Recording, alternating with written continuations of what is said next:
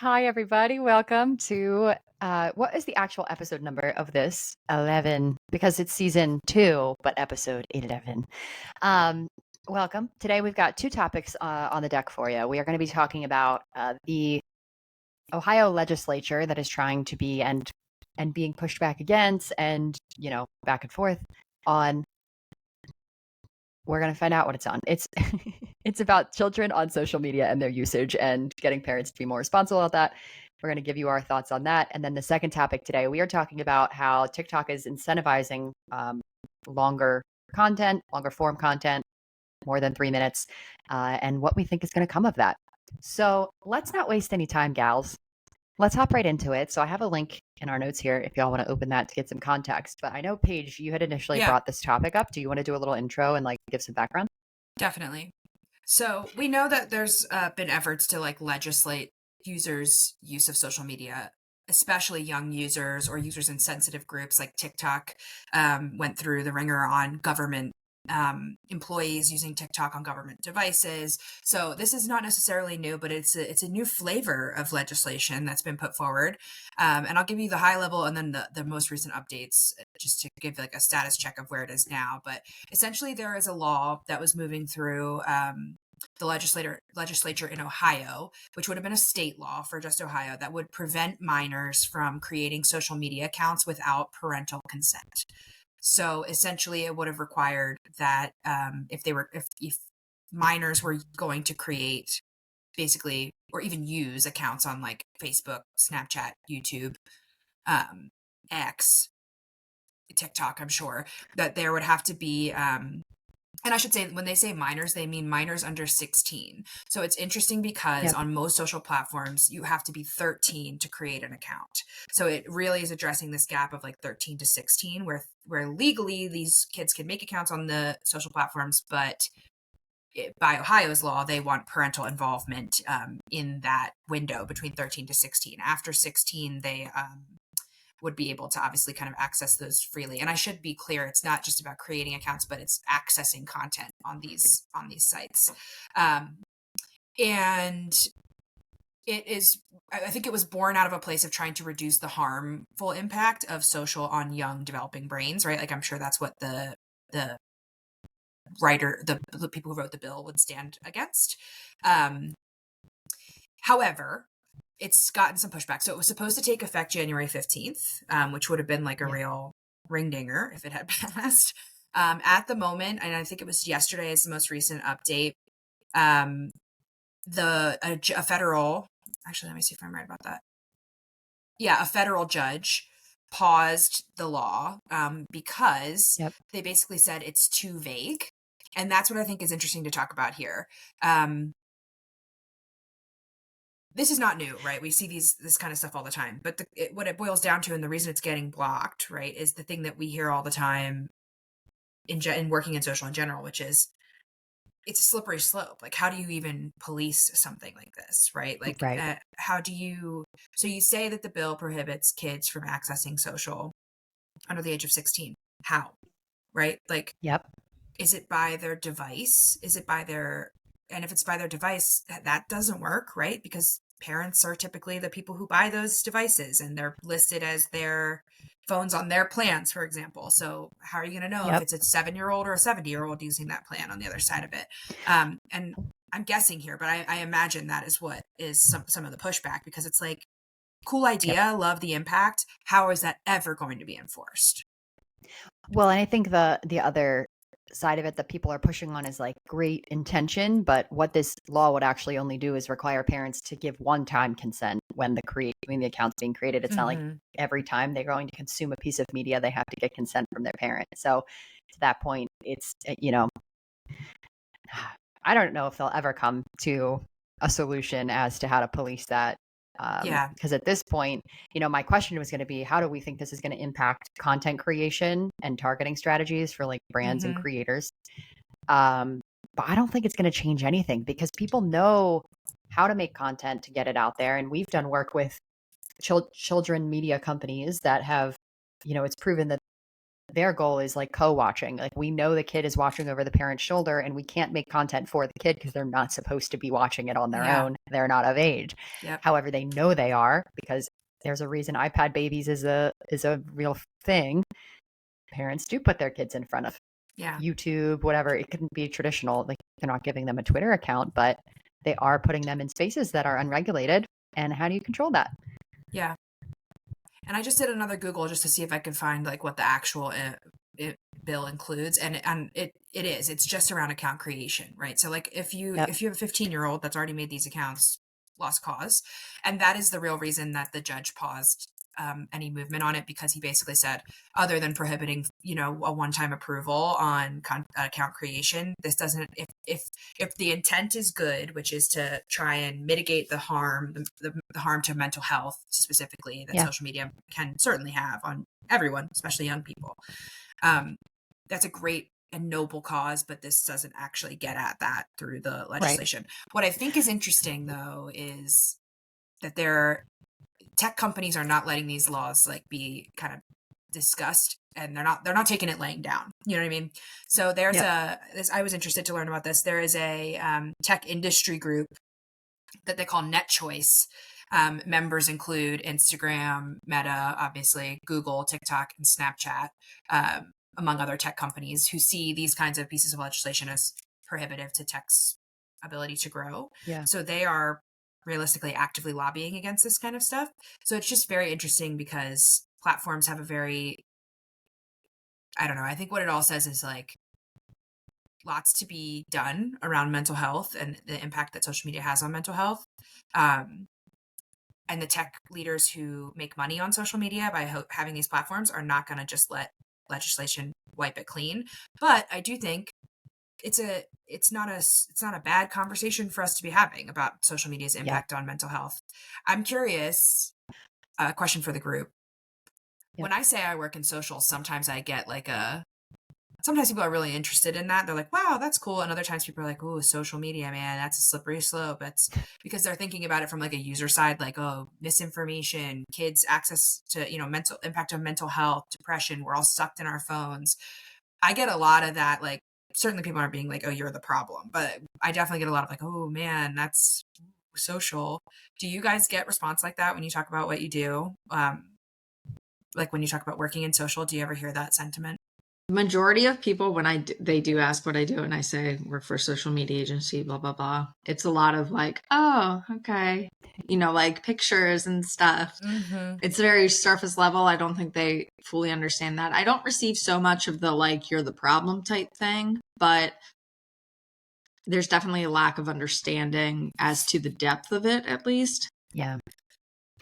Yeah, I think that's a good point you bring up too. Like, are there people out there that think social media managers are the problem? Like, when you look at the problem of the world of social media, who's at fault, right? It's not the social media managers, because hopefully each social media manager will have the ethics to like, sometimes I will say it is out of our hands in terms of the content we're creating that gets put out there. We've been put in situations before where we had personal ethics flag up that were like, oh no, I don't think this should be on the ether. And yet you do work for a client. So I think that is a fine line to teeter. Obviously, if it got to a certain point, you have to hold the ground. But I don't think it's on us. It's not. It's also not, I think it's on the people that are making the decision about what content is going out there. So ultimately, like, it could be the manager, but ultimately that's the client. It's on the platforms. Because what is the only platform, and I do it every day. I've done it every day the past 2 weeks. It's the only platform that asks me, is this content for kids? It's YouTube. YouTube is the only platform that asks me that when I'm uploading content. Why don't the other ones ask me that? I would answer that every time. It's a little annoying, but it's not any more so than hitting the post button. Like, ask us if the content's appropriate for kids. And I'm not saying there should be like an internet junior and then an internet, and then there's the dark web for when you get to be an adult and you're bored with all that. But like, you know what I mean? There's never going to be that. But I do think that there is, it's not on the social media managers. It's a sense of, I also don't think it's on the legislators. Like, I know they have to make some laws like to make it all uniform across the country, but at the same time, it's not. It's usually statewide. And like, the platforms aren't just going to change how they operate for one state. So it's like, it kind of has to come from inside the house. you know? Yeah. And the problem is the inside the house is not incentivized to limit users No. in general, right? Like, No, because who's and that's at where I'm Sephora right willing, now buying all the beauty products on 10-year-olds, TikTok? Yes. that's where I'm willing to meet people in the middle and say, yeah, I hear you. Because what I do, I will admit it, right? I lose sight of it a little bit because when we say we work in social, we're talking about businesses, corporations, a lot of B2B. We do a ton of B2B work. And those consumers, we're looking at them as the role that they play from a ideal customer persona, right? Like we have very few direct to consumer projects that we work on where we would ever even be dealing with kids, right? And when we do, we're working on mental health campaigns and things which are directly, in response to the negativity we see on social, young people's mental health, whatever. My point is, I lose sight of that sometimes because I'm like, when people are like, social media is the devil, like people, that's a real sentiment people have. And I'm like, oh, yeah, maybe you think that way because from a user perspective, it must be unfettered access, right? Because I can't even say that I consume social media like a normal user because I don't. When I'm logging into platforms, number one, I have notifications from like 10, 12, 15 client accounts at any given time, which doesn't leave a whole lot of time for mindless scrolling. And when I am looking at social as a like work hat off, personal hat on, it's never really off. Like I'm looking at content and consuming it with a very clear understanding of, I know what goes into the back end of creating content. I understand that things don't just pop up out of nowhere, even content that's like not business to business or like, stuff that we deal with every day. So I recognize that I have a very uncommon filter when I'm looking at social. And so I can understand, and that's where I can meet people in the middle to say, okay, I can see why you might feel that way, because if you don't work in it every day like we do, and you don't know kind of all the ins and outs of what goes into creating content, then you also don't know that platforms are not incentivized to do any kind of work in this area. And you also don't know that the platforms are more incentivized to let things run unchecked. And us knowing that colors our understanding of the space. So it's really interesting because I think you made great points, right? It's like, who is it really on? And I think it's on the platforms who are simply not in a position to want to. And also too, like, if I'm them, capital T, them, the platforms, I don't want the responsibility of making decisions about who can and can't access my platform. We know that has gone the wrong way in other cases, right? Information repression. So then is it on the parents? I guess, and that's a hard thing to understand too. It's a hard thing. I think all of us on this call were on some degree of the generation that grew up alongside of social. So my parents wouldn't have known better to say, you can't make a MySpace account. They didn't know what it was. I didn't know what it was. My brain goes back to how many freaking contests did I enter on Disney Channel and Nickelodeon that was like, ask a parent's permission. I did not do that. No. I signed the permission slip for her. It's true. Well, and that's the question. Like, what steps are they putting in place? Like, would it be that enter your birth date? Okay, just backtrack the year and say that I'm older than what I am. Like, I don't understand how. Yep. Yeah, like it doesn't actually work. No. We've all been teenagers with a goal before, or preteens with a goal, and you'll get there one way or another. Yeah. I know. It's a toughie. And you're about to have it. That's like thinking. Sorry, I didn't mean to go there. I was just like, in 10 years, like it's all going to be totally different. Like maybe we'll have a solution, or maybe we're dealing with the same shit when it's time for your kid to ask if you. I hope there's a solution. That's all I don't want it to be on the parent. I don't. Well, and how can it be? I mean, you're just inundated with technology, and I don't want to open this can of worms, but like I definitely grew up in the era where like you go outside, you ride your bike, and I want to try to instill that in my kid. I do not want a screen time kid, but it's like when schools are then saying like you need a tablet just to go to kindergarten, how are you working around? Like how do you keep your kid off? You can't. Yep. I know. So true. I do not envy it. It makes me nervous about thinking about having kids myself ever. Like, cause I feel like it's only going to get more convoluted. And then I see things like, like the kid holders for iPads, like the bumpers that they put around them so that like, cause of course they're children and they're going to drop and shatter these like pieces of expensive technology. Like, I know. Ooh. And I do feel bad. Like I can't actually fathom, I grew up in the era of AIM, which I didn't have an AIM account until like 8th grade. But I cannot actually fathom being either like an elementary schooler or a middle schooler and dealing with the vulnerability that is being in a social platform at that age, especially with how mean kids can be.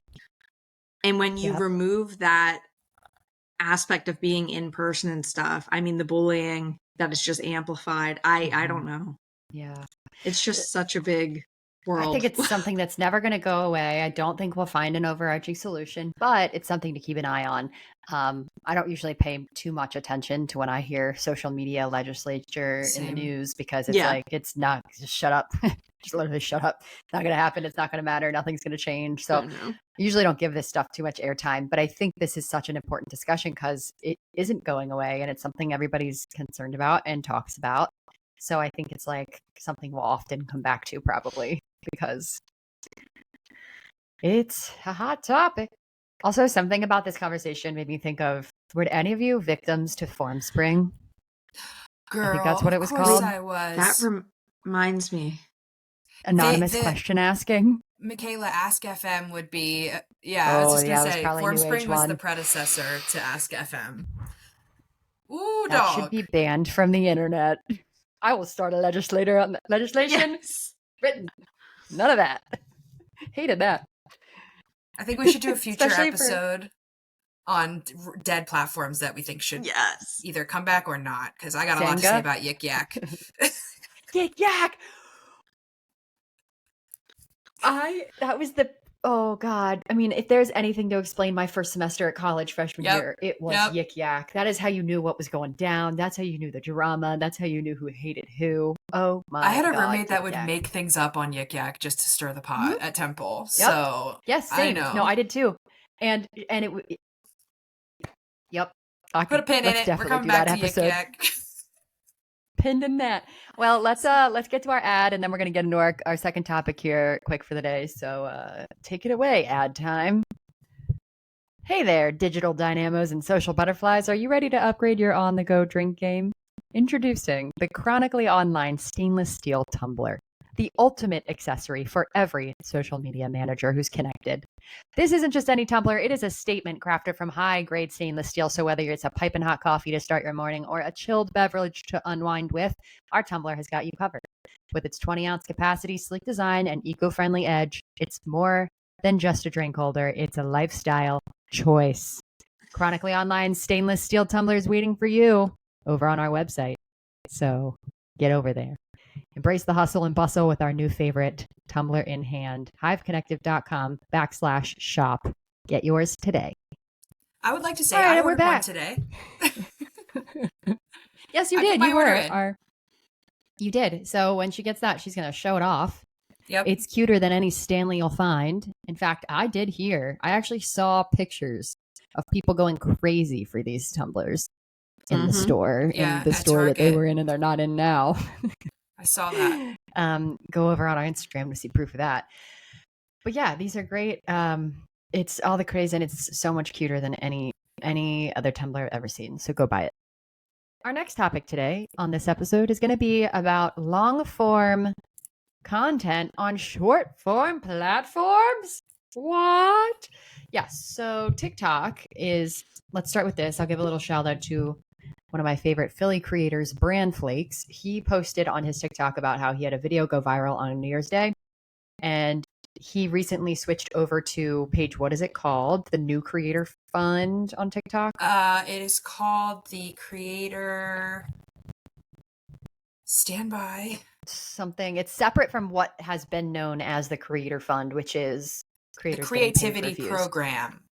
So this new program, it is only monetizing, I believe, this one only monetizes videos longer than, I want to say 3 minutes, but it could be a minute. Minute. Okay. The requirements are, I can read them for the crew. As a creator, you have to be over 18. You have to have at least 10,000 followers, at least 100,000 views in the last 30 days, and make high quality videos of over 1 minute. So that sounds like it's really made for the top tier of the creator fund, like the people that are already top content creators doing the thing. And they're like, all right, fine. You want to make longer content? We'll incentivize you. But here's my question. What's the end goal of that? Because I have a conspiracy and I'm going to call it now. So when it happens, I called it here first. I do think TikTok is going to become a competitor to YouTube if they're incentivizing long form content, they're getting better at their organization of, like, you know how YouTube has playlists, like they're getting better at the organization of content on personal profiles. Um, and the searchability is already better than any other platform. So I don't know. What do y'all think?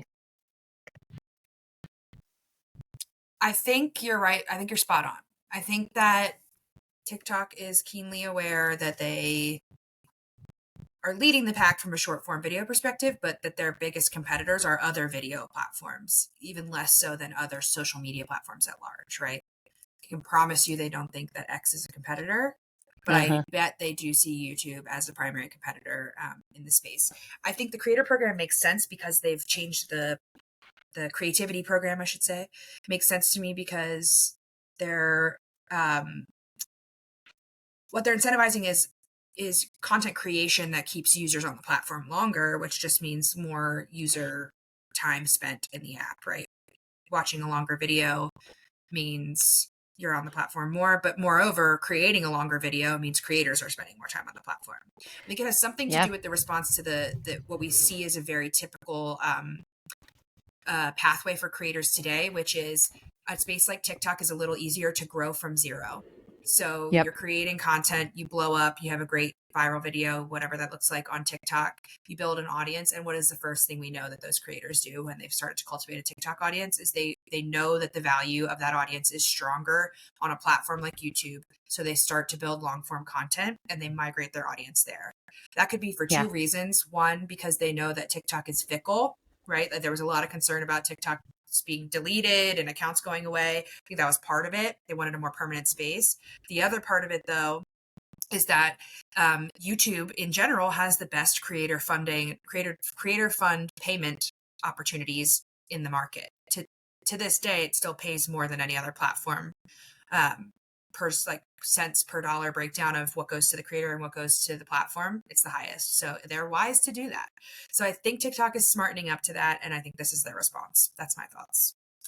So do you think that in order for TikTok to be a lead contender, they have to up their game and be a same level competitor as how YouTube is paying their creators? I think so, because I do think that YouTube is due for a refresh on how they pay creators out, even though they do it well. And we know that there's things cooking in the back end. There's been a lot of chatter about ad revenue plummeting for YouTube creators in the last few months. So we know that there are changes happening.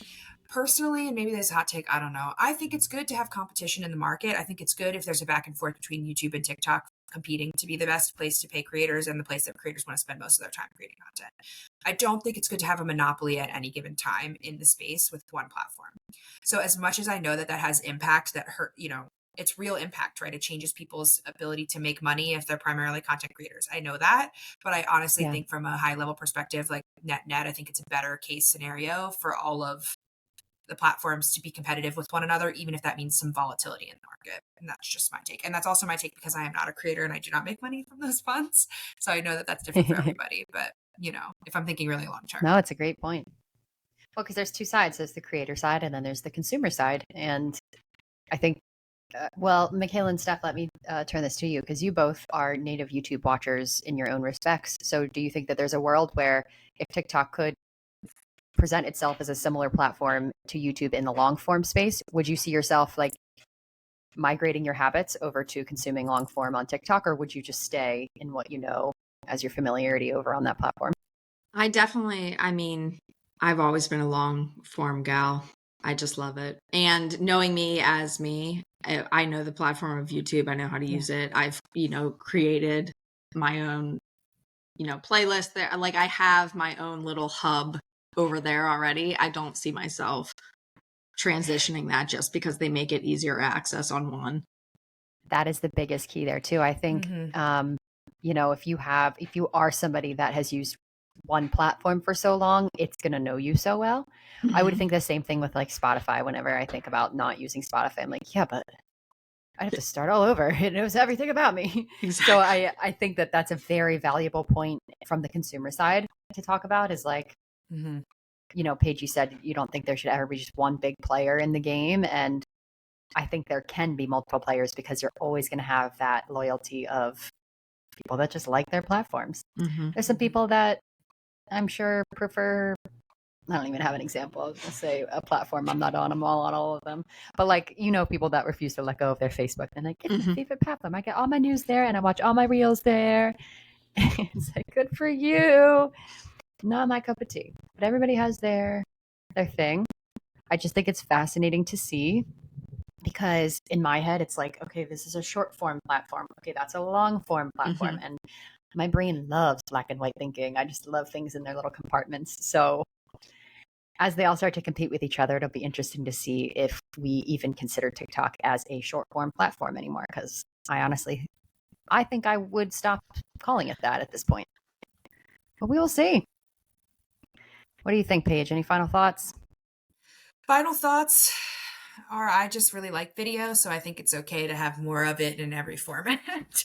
But I do think it's interesting to see that the competition is driving immediate change, and that it's not just change that's being like talked about. Because the last thing I keep thinking about is that there was so much conversation around the ad revenue and AdSense on YouTube being updated and changed for a really long time, and frankly, just no movement on it. Like there was no reason to, right? Coming right back to the pressure. Now there's reason.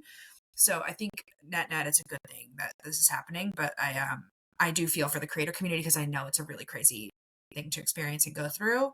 But my recommendation or advice would be hang in there. Like we could not have said that there would even be like brain cells being rubbed together around how do platforms pay creators to create content.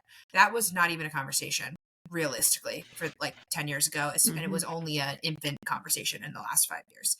So all in all, like I think it's social moves so freaking fast. It's easy to forget where we came from.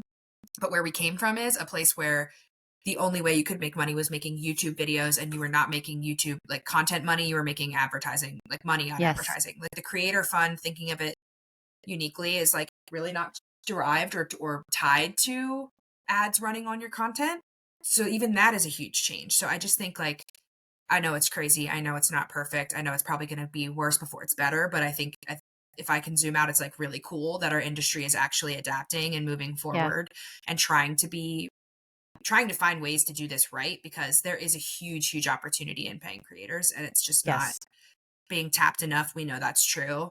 And I think it's always also better. The last thing I'll say on the topic is I'm of the camp that it's better for platforms to be the ones paying creators versus there's always a time and a place for brand partnerships, most certainly, but they are just so unregulated, and it is such a slippery slope, and it is so easy to be undervalued and underpaid, and it's easy to undercharge, and it's very hard to make your case.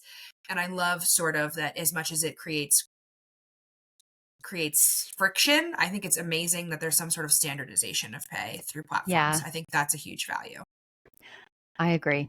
And, as we talk about this topic of long form content existing and being encouraged on short form platforms, or what used to be known as short form platforms, we've covered the content creator side of what this could mean, and we've covered the user side of what this could mean. But one thing we're not talking about and haven't noted is, as the social media manager, if we're going over all this and all you're thinking about is, oh my God, I have to do something else like long form.